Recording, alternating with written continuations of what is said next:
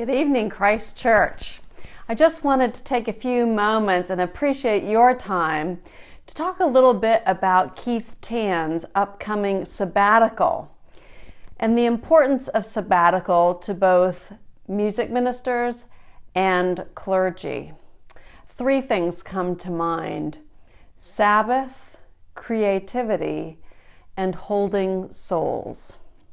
First, Sabbath. We're all familiar with a pattern that comes to us from the book of Genesis. After God had finished his work of creating the world, even God took a rest. And so it is that ministers, clergy, and music directors, it is good for them every 7 years to take a good long rest. It replenishes them. It replenishes the congregations they serve.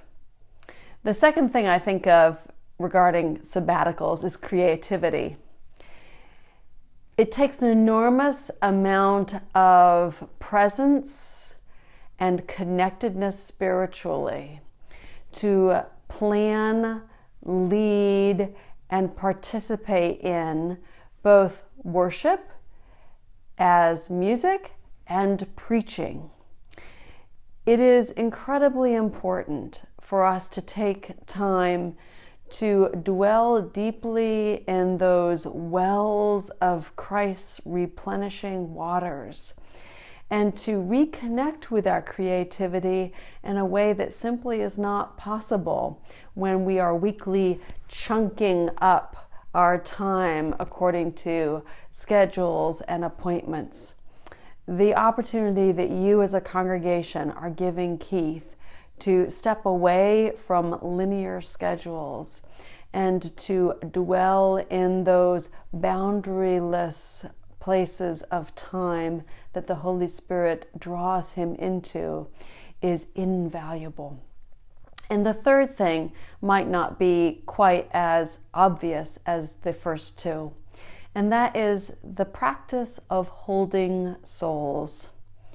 It is true for Keith, as it is for your clergy, that when we are in worship or walking with you in pastoral care, we can never truly shut the door between your experience and ours. In fact, when we are together, we are always in some way present with you emotionally as well as spiritually. And cumulatively, those experiences add up.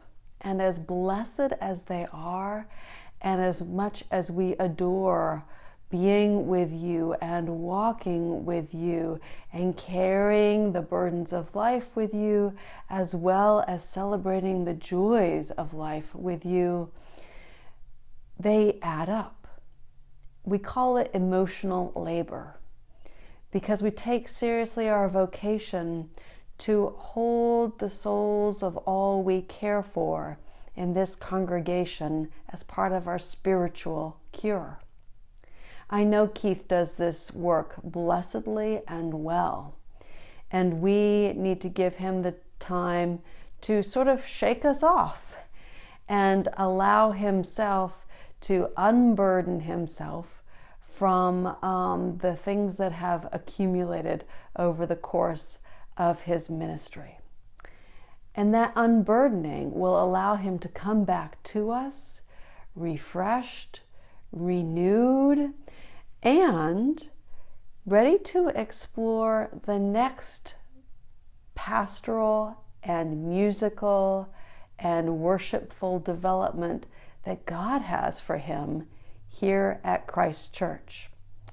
So please do celebrate with me this fact of Keith's upcoming sabbatical, June, July, and August. Please congregate with us in worship here at Christ Church all during the summer long when you are able to be here with us.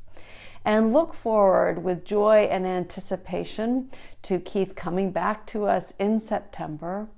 Please remember him and his family in your prayers and join us as we all pray for the next development of Keith's ministry here at Christ Church. Blessings upon you, the blessing of God upon you as you practice your Christian ministry in the world.